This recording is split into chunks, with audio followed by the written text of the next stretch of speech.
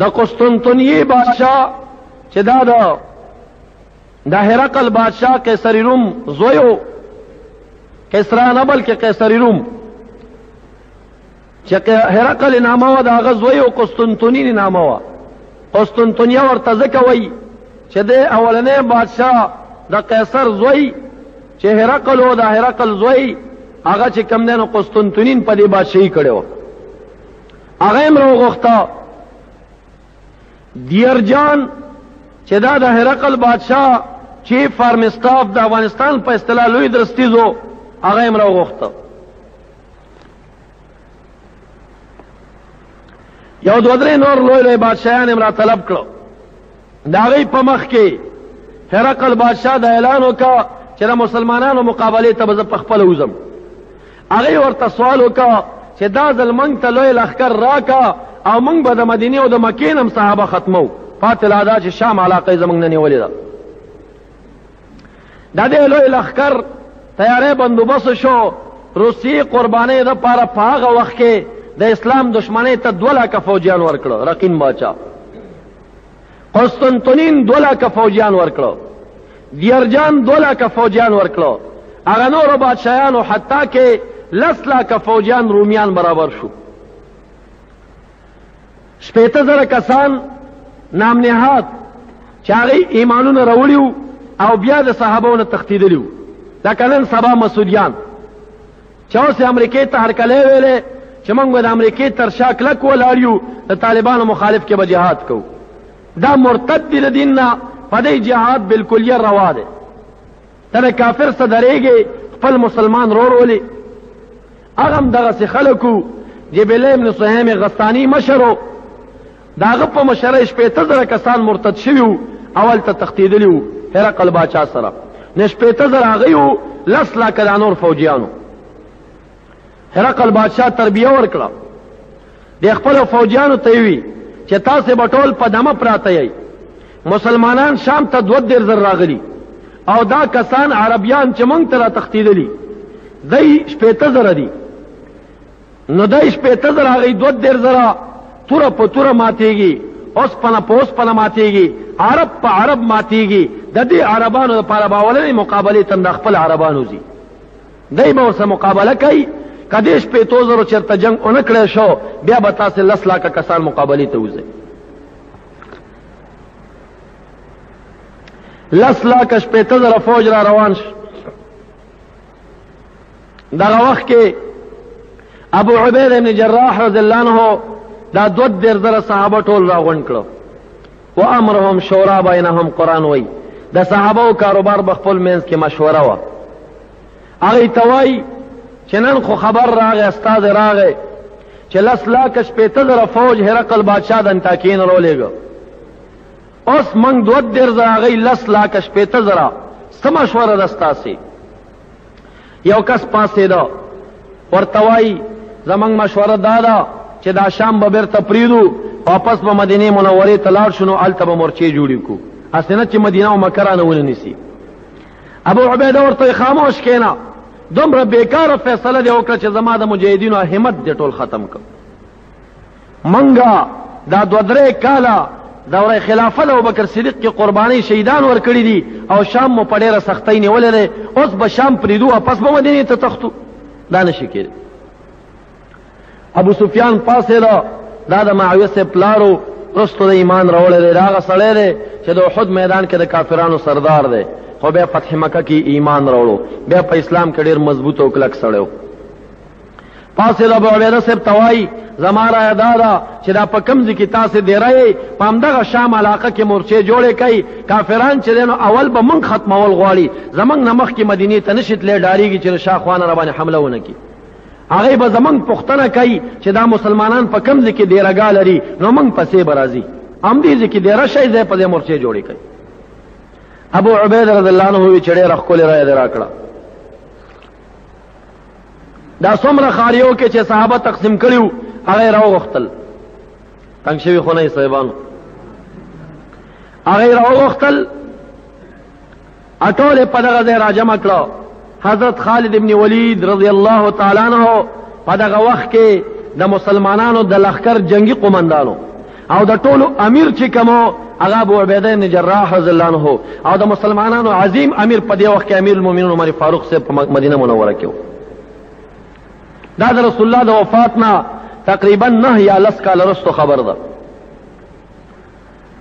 خالد بن ولید ته ابو عبیده صاحب وایي یا ابا سلیمان نن ته خاموشه، هر کله چې تا کومه فیصله او رائے را کړې ده په جهاد کې هغه رائے کې الله ډېر خیر او برکت اچوي، ته راته فیصله راکړه څه چلو کوم.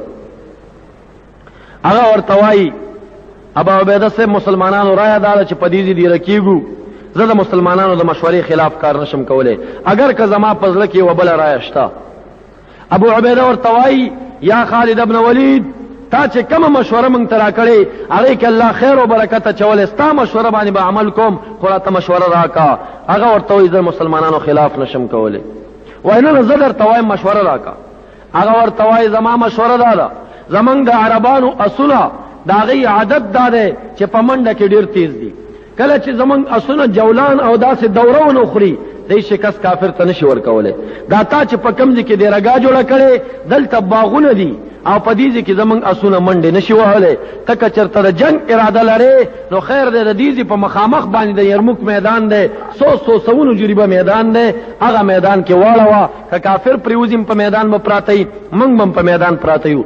دویمه دا ده چې خوا کې را سره بحر دی او اوبه به ډېرې زیاتې وي، زموږ لښکر ته به د اوبو رسولو تکلیف نه وي. ابو عبیده رضی الله عنه چې ډېره ښکلې رایه ده. مسلمانانو ته امر وکړ چې ځان د یرموک میدان ته ورسه. دې ته غزوة الیرموک ویل کېږي. دا 4 ورځې جنګ شوی د صحابو په دور کې د دین عظیم جنگ بل جنگ نه دی شوی، لکه رسول الله په زندګۍ کې د احد د میدان نه لوی جنگ نه و شوی. تبوک جنګوش ډېر زره صحابه و لیکن هلته جنګ ونه شه بیا اسې تلي، خو شهادت چې شوی دی او قرباني چې ډېر ورکول شوي نو هغه د احد میدان او د رسول الله نه وروسته صحابو په دور کې دغه عظیم جنگ دی چې شوی. 2 کسان دلته پراته دي. د حضرت عبدالله رضی الله عنه په مشرۍ باندې یو خط ورکه ورته ابو عبیده رضی الله عنه خط ولیکه عمر فاروق صاحب ته. اولا سلام، پس د سلام نه عرض ده چې هرقل بادشاه 10,80,000 لښکر رایستی دی، من خو مقابلې ته تیار یو لیکن بیا هم هغې ډېر زیات دي. قرآن وایي چې د 2 کافر نه به د یو کافر نه به 2 مسلمان د 2 کافر نه به یو مسلمان نه تختیږي. اوس هغې را باندې 10 چنده او 100 چنده زیات دي. نو که تا سره څه صحابه موجود وي د جهاد والا نو موږ ته په مدد کې راولېږه. حضرت عبدالله رضی الله عنه ولاړو او فرمایي د جمعې په ورځ روان شوم، بله جمعه د 12 د زوال ټیم دی چې ورسېدم. ګورم چې عمر فاروق صاحب مدینه منوره کې اودس کوي، اراده کوي چې اوس خطبې ته خیږي او تقریر شروع کوي. زه ورغلم، ما ته وایي عبدالله کوم خوا نه رالی؟ وایي ما ورته وایي چې د شام نه رالم. وایي په خیر رالی او هر کله راشې تا به راته نوي حالات راوړي، څنګه چل دی؟ وایي ما ورته خط ورکوئ چې خط یې وکاته رنګ یې ډېر متغیره شو. پاسې د جهادي تقریر یې وکړ. صحابو ته وی چې داسې مسله پیښه ده مشوره راکړئ او که کم کسان قربانۍ ته تیار نو سبا پورې ځانونه جهاد ته تیار کړئ. علي صاحب راغی، عمر فاروق صاحب ته وایي خط ولیکه او واپس هلته ولېږه. هغوی ته داسې ووایه چې زمونږ د امداد نه د الله امداد تاسې ته ډېر دی، تاسې په دغه لږه کسانو د کافرو مقابله په همدغه ځای کې وکړئ. خط یې ولیکه. حضرت عبدالله رضی الله عنه ته خط واپس ورکړه. دی فرمایي زه په باب الحبشه باندې ووتم، حاجیانو صاحبانو به لیدلي باب جبریل باب الحبشه چې کله حبشې دروازې باندې ووتم پوخ سور یم، اوس مې اراده ده چې روانېږم واپس شام ته ځم، یوازې یم، زړه کې مې راله چې مرګ ته روانې هسې نه شهید شي د رسول الله روضه به دې نه لیدلي، راځه یو ځل خو د رسول الله زیارت وکړه. وایي واپس راتاو شم د نبي علیه الصلاة والسلام روضې ته رالم چې مې وکاته حضرت علی رضی الله عنه او حضرت عباس رضی الله عنه او حضرت بی بی عائشہ رضی الله عنها او دارنګ چې کوم د حسن صاحب او حسین صاحب دا یو د علی صاحب په غېږه کې پروت دی او بل د عباس صاحب په غېږ کې پراته دي ناست دي 15 کسان. ما چې سلام واچو علی صاحب راته وایي تا ولې دلته پاتې شوې په جلتۍ ځان رسوه. وایي ما ورته وي چې زه رالم تاسې ما ته دعا وکئ چې دا لاره ډېره زیاته اوږده ده او دشتې دي چې ما باندې الله دا لاره را نږدې کړي. هغه ورته وایي چې عمر فاروق ونې شخصیت سره د مخه کړې ده هغه نه دعا وغواړه. او ما ورته وی چې هغه راته دعا کړې ده لیکن تاسې خاندان د نبوت یې بل تاسې د رسول الله روضې سره ولاړ یې دلته راته دعا وغواړئ. نو حدیث کی راضی چې دغه عباس سے فرفعل عباس یدیه وعلی کذالک، عباس سے لاسونه جوړ کړو، علی صاحب لاسونه جوړ کړو، دعا کوي اللهم انا نسألك بهذا النبي المصطفى، اللهم اني اتوسل اليك بهذا النبي المصطفى والرسول المجتبى الذي توسل به آدم وقد غفرت له خطيئته الا سهلت على عبد الله بن قرط طريقه وطويت له البعيد. الها دغه پیغمبر په وسیله درنه دعا غواړو، قبر ته داسې اشاره وکړه. هغه پیغمبر چې آدم علی السلام په وسیله غوښتلی و الله ورته خطا معاف کړی و چې دی عبد الله صاحب تلاره لنډه کړه. نو بیا ورته علي صاحب وایي زه اوس مخه فکیږه درته خاندان نبوت دعا کړي دا نه رد کیږي، بل د رسول الله په خوا کې کړي او بل دا رسول الله خدای ته وسیله کړی. بعض خلک وایي صحابه پر رسول الله وسیله نه نیولې کنه، دا وسیله وکړو. هغه روان شو او ایز سبای روان شم، د خالد ورځ مزل مې وکړه، د یک شنبه اتوار ورځ مزل مې وکړه، د پیر د ورځې د مازیګر اذانونه د یرموک د صحابه اذان زما په غوږونو راغی.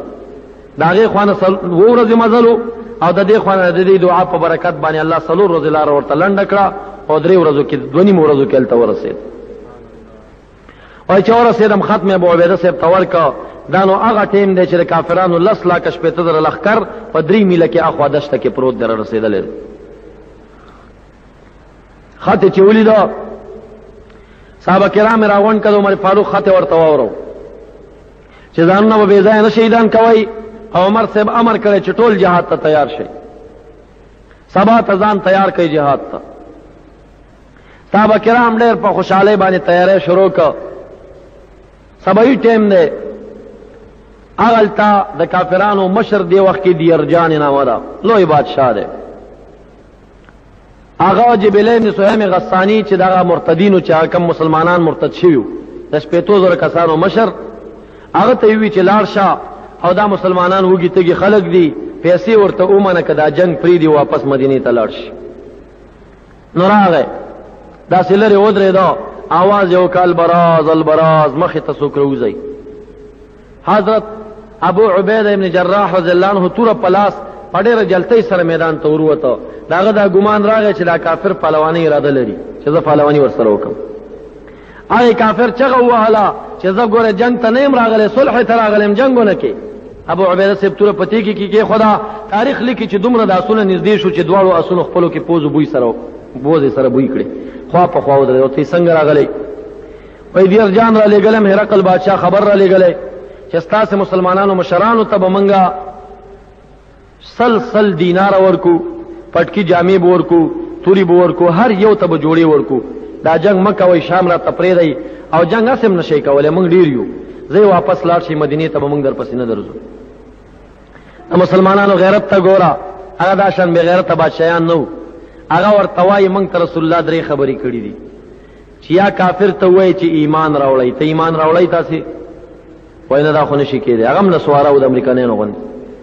وایي دویمه دا چې موږ ته رسول الله ویلي چې دوی ته ووایي چې جزیه به ورکوي عن یدین وهم صاغرون، په ټیټه کونه باندې په ذلیله به کسان شاته منځ کې کړه.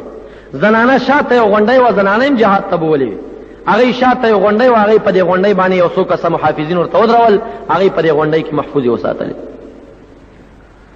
چې 8,000 کسان راله، ابو عبیده 3 صفونه تیار کړه. خالد بن ولید صاحب راغی ورته وایي ابو عبیده دا 3 صفونه دې ولې تیار کړي دي؟ وایي هغې 8,000 دي، موږ 2,000 یو. قرآن دا وضاحت کوي چې زو کافر نه به یو مسلمان نه تختی، پس 8,000 موږ دومره یو، ټول به جنګ ته وځو. هغه ورته وی چې ابو عبیده امیر یې، مخالفت دې نه کوم، لیکن جنگونه ما ډېر کړي دي، زه یو مشوره رایې لرم پیش کوم یې که منې ډېره به ښایي درته. وایي څه؟ وایي ته چې دا 8,000 کسانو مقابلې ته دا 2,000 ټول وباسئ، تر ماښامه به موږ وجنګېږو، دا 8,000 به ټول کوتره کو، ختم به یې کو، ولې سبا ته خو موږ جنګ نه شو کولی، ستړي به یو. هغې 10 لاکه دمه فوج پروت دی، د هغې مقابله به څوک کوي؟ زمونږ ډېر غیرتناک یو، سبا هم تر ماښامه وجنګېږو، هغه به 2 لاکه فوج راوباسي، په 3مه ورځ 2 لاکه هغه نور راوباسي، بیا به څوک جنګېږي. موږ ډېر تکړه یو، په 3مه ورځ به مو جنګېږو، خیر دی، شپه ورځ به په ځان وکړو، ولې 4مه ورځ هغه 2 لاکه نور راوباسي، بیا څوک جنګېږي. ابو عبیده پوه شو چې واقعا دې کې څه خبره ده. وایي ښه څه چلو کم؟ وایي زما رایه که منې نو زه به اوس د 15,000 کسانو کافرانو مقابله په 13 صحابو باندې کوم. خالد بن ولید دغه د نوم چې یادېږي داسې نه دی. زه به 13 کسانو باندې د 15,000 مقابله کوم. هغه ورته وایي چې عمر صاحب خط را لېږلی او په خط کې دا لیکلي دي چې زما صحابه بې ځایه ګورې هلاک نه کوي، ته خو دا صحابه بې ځایه هلاکې. خالد بن ولید ورته وایي که زه صحابه هلاکوم ځان به مخکې هلاکوم. منګه 13 والا به ټول شهیدان شو، لیکن شاته 10 لاکه لښکر کې به شکست ګډ شي. اب وایي چې دا سره کم خلک دي په 13 کسانو 15,000 کسانو ته شکست ورکړی. وای نه داسې خو نشي کېدی. ابو سفیان پاسېدو ورته وایي خالد بن ولید ستا جذبه ډېره زیاته ده، بیا داسې وکړه چې د 1000 کسو مقابله کې خو چې یو صحابي برابر شي که نه نو 15 کسه تاسې شي هغې به 15,000 شي. وایي زما رایه خو 13 کسان دي خو تاسې داسې وایي زه 15 کسان به وباسم. آواز یې وکړه درار ابن عزور دی پاسېږي. یاره دا درار ابن عزور داسې یو صحابي دی چې د شام نیول یقین په خدای وکړي چې خالد بن ولید او دا درار ابن عزور په یوازې ځان نیولي. درار ابن عزور هغه سړی دی چې په یوازې تا ځان باندې د 15 پهلوانانو مقابلې ته وته، هغې 15 راوتي وو، بیا 15 مقابلې ته ووته، 18 پکې مردار کړه او دا 12 نه وتښتېده بېرته. ډېر لوی پهلوان او دومره محض یقین د ابراهیم علیه السلام غوندې یقین یو چې دی به کله جنگ ته وتلو خلک زغرې اغوندي، جنگي ټوپۍ په سرۍ، ده به قمیص ویستو میدان ته به ووته. وایي چې د کافر په زړه کې دا چرته رانه شي چې ګنې درار ابن عزور به چېرته زغر اغوستي د کمیس لاندې پټه چې په ما زړور را شي. زه چې په اوسپنه باندې یقین کوم وایي ولې په خدای یقین نه کوم، بیا به جنگ ته وتل. داسې یقین یې لرلو. او د واقعي اوږدې دي خو دا تقریبا 4 کرتې بندي شوی دی.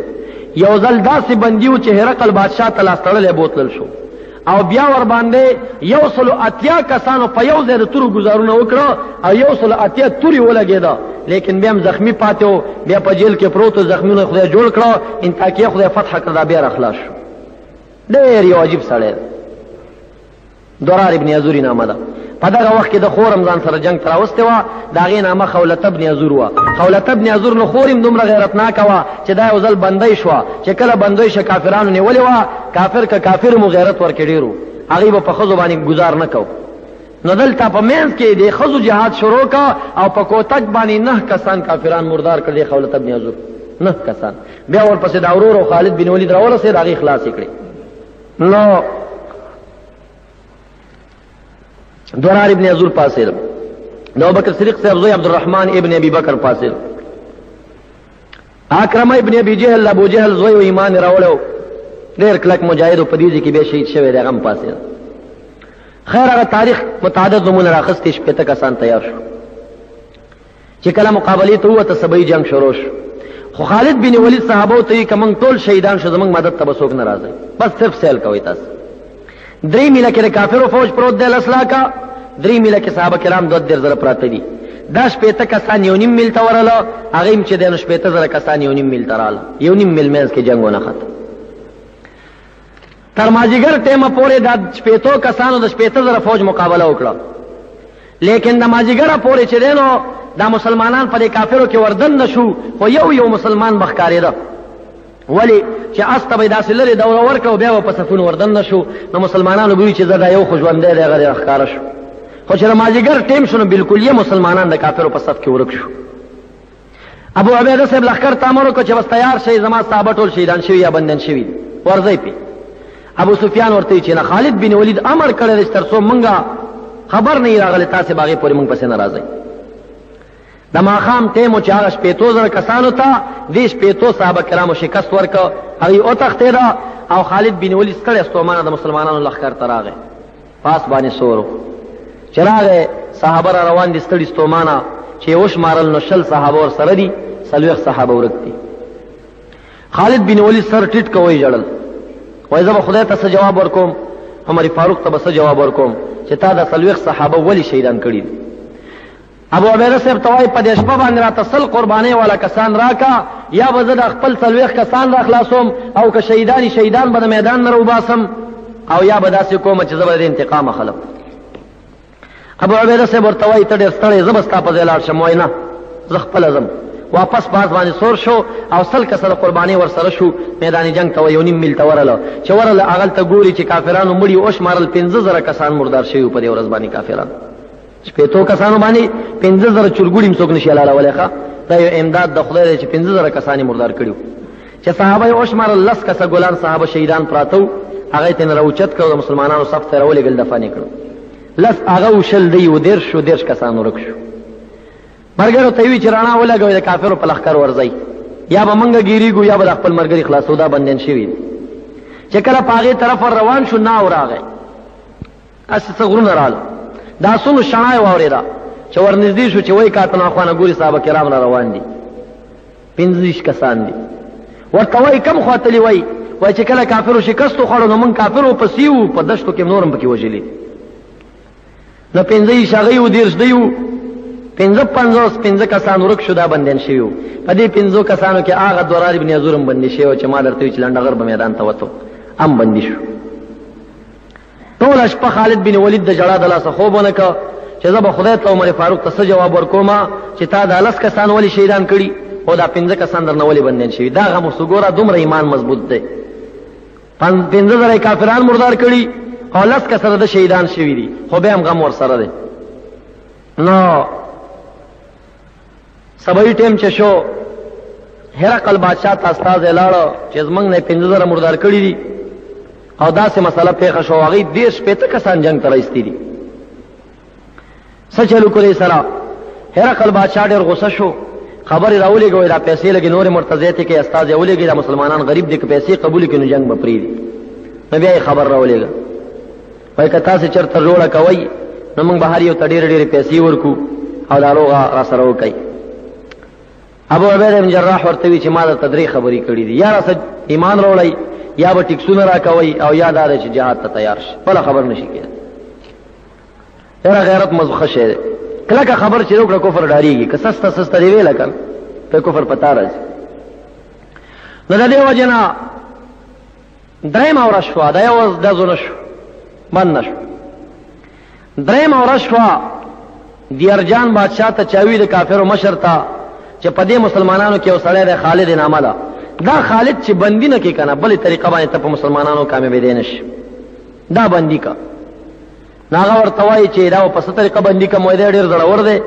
استاد یې اولېګه ورته وایي چې زمونږ د ارجان بادشاہ ستاسې فوجي کمانډر سره خصوصي خبرې کوي او دومره زړور دی چې مسلمانانو صف ته زمونږ صف ته دننه راځي وایي سید جبل بن سهیم غسانی ورولېګه आवाज یې وکړ چې ستاسې مسلمانانو مشر سره مې کار دی حضرت ابو عبیده بن جراح سے بروته چې مشر زیم پښتانم سره ابو عبیده وای نه تاسو کې خالد نوم یو کس دی وای خو زمنګ مشر نه دی زمنګ مشر خو ابو عبیده دی زم مشرم وای نه فوجي مشر درته یادوم چې کم د جنگ مشر دی خالد بن ولید وروته پیسې خبره ده وای دیرجان بادشاہ وای چې د خالد بن ولید په لاس باندې صلح حکومت او چې تاسو څه شرایط مانی زمانم در سره خوراشه ته غوښته او ورته ډیره خلا ابو عبیده صاحب ته ما سره اجازه راته وکي که تاسو اجازه دې زوردم او ورته دا دوکه شهید کړي دي ورته یا به ما شهید کړي یا به زغ 15 کس بنديان را خلاصوم په واز ځان ورزم پاس باندې سور شو کافر مخ کې دی اور پسې دی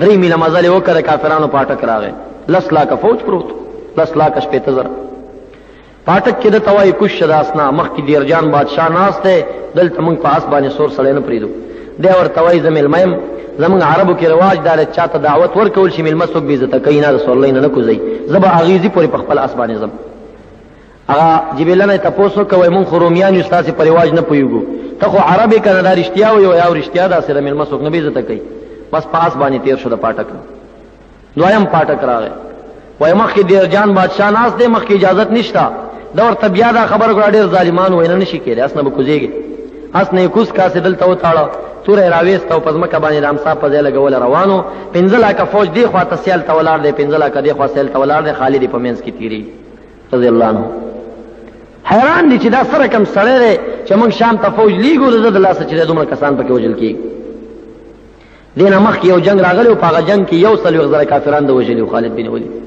یو سل غزره کسانی مردار کړي نه هغه شکست هغه ته یادو نو ځکه هغه خالد ډیر پیژنده چې کله ورسره داس یو د سرو زرو کرسي پرتاوه خوا کې بل د سرو زرو کرسۍ په یو دیرجان ناست دی، لورې لرې فوجیان پیرې ته ولاړ دي، قالینې خوري دي او سم بادشاهي ځای ورته په دشته کې جوړ کړی ده ته وایي په دې کرسۍ کښېنه. هغه دیرجان بادشاه عربي لږه لږه یاده و، رومي و، د دې کرسۍ ته لته ورکړه، لرې وغورځوله او ورته وایي موږ تا ته عزت درکوو، ته ځان په زوره بېعزته کې. دی ورته وایي د سرو زرو ناسته دا زموږ عزت دی، خو په آخرت کې دې دنیا کې مسلمان ته د سرو زرو ګوته استعمالول ناروا دي، پاته لا دا چې د سرو زرو په کرسۍ باندې کښېني، دا موږ ته روا نه دي. لاندې کېناستو او تورې پتې کې ورکړه کېښوده، خبرې ورسره کولې، ورته وایي چې تاسې مشرانو ته به پیسې درکم، جوړې به درکم، پټکي به درکم، تورې به درکم، زه واپس خپلو عربو ته لاړ شئ، زموږ شام پرېږدئ، جنګ مه کوئ. دی ورته وایي موږ ته رسول الله درې خبرې کړي دي، یا ایمان راوړه، ایمان راوړي. نو هغه ورته وایي چې نه نه ایمان خو نشم راوړی. وایي دویمه دا ده چې بیا زه واپس لاړ شئ، موږ ته ټیکس رالیږئ. وایي نه دا هم نشي کېدی. وایي چې نشي نو رسول الله موږ ته بل څه خبره نه ښودلې، بیا راته جهاد ښودلی، بیا جهاد ته تیار شو. د دې خبرې سره بادشاه غوسه شو، داسې پورته شو، فوجیانو ته وایي تاسې لا ورته ګورئ، دا خو دوکه وه. په خالد بن ولید باندې هر طرف نه منډې شروع شوې، د توره راویسته، فوجیانو ته وایي چې زه خو به شهید شم، زه ځان نه تېر یم، خو ستا سره بادشاه سر به مخکې قلمي. بادشاه سره خو توره نه و، خو امنیت کې ناست. بادشاه چغې کړې چې څوک مخ، د بادشاه مینه په ده باندې راله، ورته وایي چې خالد ستا دا غیرت مې ډېر خوښ شو، زما اراده ده تا سره ورورولي کوم، که زه ستاسې مسلمانانو کې بندي شم ما به خوشي کې، که ته موږ سره بندي شي زه به دې خوشي کوم، ډېر غیرت مې ستا خوښ شوی، ما سره ورورولي وکړه، راسې داسې راوګد کړه ورته. ده ورته دا لاس داسې دي که وایي د کافر او د مسلمان ورورولي نه شي کېدی. ته ایمان راوړه، مسلمان شه، ستا په لښکر کې به زه د غلام په حیث جنګېږم، زه به ستا یو غلام یم، خو مسلمان شه. هغه ورته ایمان خو نشم راوړی. خپل سر باندې یو ټوپۍ پرته او ملغلرې پکې پیلل شوې وي، هغې راکوزه کوئ، زما دا جنګي خولۍ بیدوه دا واخلئ، تاسې په سر کوئ، ستاسې دا ټوپۍ ما ته راکئ، دا به زما ورته یو تحفه شي سره. خالد بن ولید ورته خپله ټوپۍ ورکړه، دا واخله او د کافرو تحفه موږ ته قبوله نه ده، ایمان راوړه بیا به تحفه قبوله کړو. هغه حیران شو، فوجیانو ته یې وي چې د غیرت زما خوښ شوی دی چې څوک یې نوک تم ګوره ضرر ونه رسوئ، روغ جوړ به یې بېرته رسوئ خپلو مسلمانانو ته، خو ده ما ته تحفه را کړې ده او زما تحفه یې نه ده قبوله کړې، زما سره د 5 بندیان پراته دي، هغه 5 بندیان ما په تحفه کې خوشي کړي، ورسره خوشي کړي. حضرت خالد بن ولید رضی الله عنه د 5 مرګرو سره چې د کافرو د صف نه وځي، لارې ځینې چې مسلمانانو ولیده چې مرګري را خلاص شوي دي، نو حدیث او روایت کې راځي چې فرفعوا اصواتهم بالتهلیل والتکبیر والصلاة علی البشیر النذیر، یو 2,000 صحابه په جګ اواز باندې چغې ووهلې چې لا اله الا الله لا اله الا الله، والتکبیر د الله اکبر چغې ووهلې، والصلاة علی البشیر النذیر، په نبی علیه السلام په جګ اواز درودونه وویل، نو په جګ اواز درود ویل، په جګ اواز تکبیرونه، په جګ اواز لا اله الا الله ویل، دغه 2,000 صحابه او عمل د هغې کړی دی، بدعت دا نشي کېدی. په جمع باندې 2,000 چې لا اله الا الله وي، او بعض روایتو کې دام راغلي حتی جوابته الجبال، دا څومره لرې لرې غرونه چې هغې جواب ورکړه، جواب څه معنی زنګاوه لاړه بېرته راوګرځېده، داسې یو زنګاوه ګډه شو. درېیمه ورځ د جنګ راله، بلکې درېیمه نه، هرقل بادشاه وي چې 9 ورځې جنګ مه کوئ، 9 ورځې سوله وشوه، دی خو مسلمانان دمه پراته دي، خو همدمه کافرو 5,000 مردار شوي، صحابه کرام 10 شهیدان شوي دي. 9مه بلکې 10مه ورځ چې کله جنگ جوړ شو، دا نو اوس هغه 2مه ورځ د جنگ کېږي. دیارجان بادشاه ډېر غصه شو، ویلې چې دا ځل 10,000 جنگ ته شروع شي، په منځ ورځئ، 2 لکه کسان په خیر طرف ورشئ، 2 لکه کسان په چپ طرف ورشئ، هغې 5,000 کسان په ښي طرف دي، 5,000 چپ طرف دي، دا 2 لکه په ښي طرف ورشئ، 2 لکه په چپ طرف، او ټول جنگ ته وځئ. په ښي طرف کې عبدالرحمن بن بکر او په چپ طرف کې حضرت درار ابن عزور چې بندي شوی او دا یې فوج مشر کړی 15 کسانو، په دې طرف 2 لکه کسانو حمله راوړه، لیکن درار ابن عزور داسې جنگ وکړو مرګروی چې هغه 2 لکه کسانو ته شکست بیرته ورکړه، وتښتېده. خو په ښی طرف باندې چې عبدالرحمن بن بکر مشر و، هغې باندې چې 2 لکه کسانو حمله راوړه، هلته مسلمانانو کې شکست ګډ شو.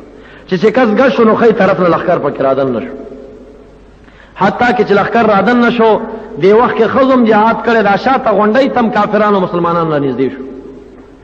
دغه خولته ابن عزور چې د درار ابن عزور خور وه، تاریخ لیکي چې دې کوتک په لاس باندې مخې تر مسلمانانو ولاړو، د مسلمانانو اسونه به په کوتک وهل ورته وولي بیرته، او بعض زنانه او ماشومان بچي صحابو ته نیولي چې دا چاته پرېږدئ چې تاسې تښتئ.